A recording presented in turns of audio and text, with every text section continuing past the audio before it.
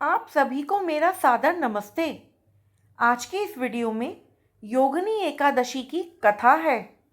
कथा के अनुसार अलकापुरी के राजा कुबेर देवताओं के कोषाध्यक्ष थे और भगवान शंकर के परम भक्त थे। उनके राज्य में हेमा माली नाम का एक सेवक रहा करता था, जो प्रतिदिन मानसरोवर से एक विशेष प्रकार का पुष्प लेकर आया करता था और महाराज कुबेर को भगवान शंकर को अर्पित करने के लिए दिया करता था। उसका ये सेवा भाव और निष्ठा भाव देख के कुबेर जी उससे बहुत प्रसन्न रहा करते थे। इसी हेमा माली की पत्नी बहुत ही सुंदर थी। उसका नाम विशालाक्षी था। हेमा माली भी अपनी पत्नी के प्रति बहुत ही आसक्त था। एक दिन प्रातःकाल हेमा माली मानसरोवर से पुष्प लेकर आया, किंतु अपने स्वामी कुबेर के पास जाने की बजाय वह सीधा अपने घर अपनी पत्नी के पास पहुंच गया और अपनी पत्नी के साथ आनंद प्रमोद करते हुए उसे समय का बिल्कुल भी ध्यान नहीं रहा। उधर दूसरी ओर महाराज कुबेर भगवान भोलेनाथ की पूजा के लिए पुष्प हेतु हेमा माली का इंतजार करते रहे और इंतजार करते करते 6 घंटे का समय व्यतीत हो गया। बिना पुष्प पूजा ना हो पाने के कारण महाराज कुबेर बहुत ही क्रोधित हो उठे। उन्होंने तुरंत अपने सैनिकों को आदेश दिया कि वो जाकर हेमा माली का पता लगाएं। सैनिकों को हेमा माली के घर जाके ये ज्ञात हुआ कि हेमा माली अपनी पत्नी के साथ अपना निजी समय व्यतीत कर रहा है और उन्होंने फौरन इस बात की सूचना महल जाकर महाराज कुबेर को दी। बस फिर क्या था, महाराज कुबेर बहुत ही ज़्यादा क्रोधित हो गए। दूसरी तरफ हेमा माली को जब समय का ज्ञात हुआ तो वह फौरन पुष्प ले महाराज कुबेर के महल में पहुंचा। वो डर से कांप रहा था और क्षमा याचना करने लगा, किंतु महाराज कुबेर बहुत ज़्यादा क्रोधित थे। उन्होंने बहुत ही रोषपूर्वक उससे कहा, हे मूर्ख, तू महापापी है। तूने घोर अपराध किया है।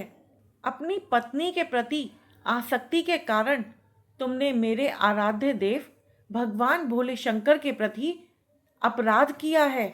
इसीलिए मैं तुम्हें श्राप देता हूँ कि तुम्हारा इसी वक्त पतन हो जाए, तुम्हारा संपूर्ण शरीर कोढ़ से ग्रस्त हो जाए और तुम अपनी पत्नी से हमेशा के लिए दूर हो जाओ।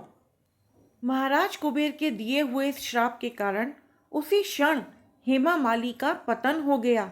उसका पूरा ही शरीर कोढ़ से ग्रस्त हो गया और वो इस जर्जर शरीर के साथ पृथ्वी पर आ गिरा। भूख प्यास से बेचैन और अपने शरीर की इस पीड़ा के साथ वो कई वर्षों तक इस जर्जर शरीर के साथ पीड़ा को भुगतता रहा, किंतु भोलेनाथ की उपासना में सहायक होने के कारण उसकी चेतना शुद्ध और सात्विक बनी रही। जंगलों में भटकते हुए वह एक दिन एक पर्वत पर जा पहुंचा, जहां पर ऋषि मार्कंडेय जी तपस्या कर रहे थे। उन्हें देखकर हेमा माली उनके पास हाथ जोड़कर खड़ा हो गया। ऋषि ने पूछा, हे पुत्र, तुम कौन हो और तुम्हारी यह दुर्दशा कैसे हुई? हेमा माली ने ऋषि को अपनी जीवन का सारा वृतांत बताया और उनसे इस दुविधा का समाधान पूछा।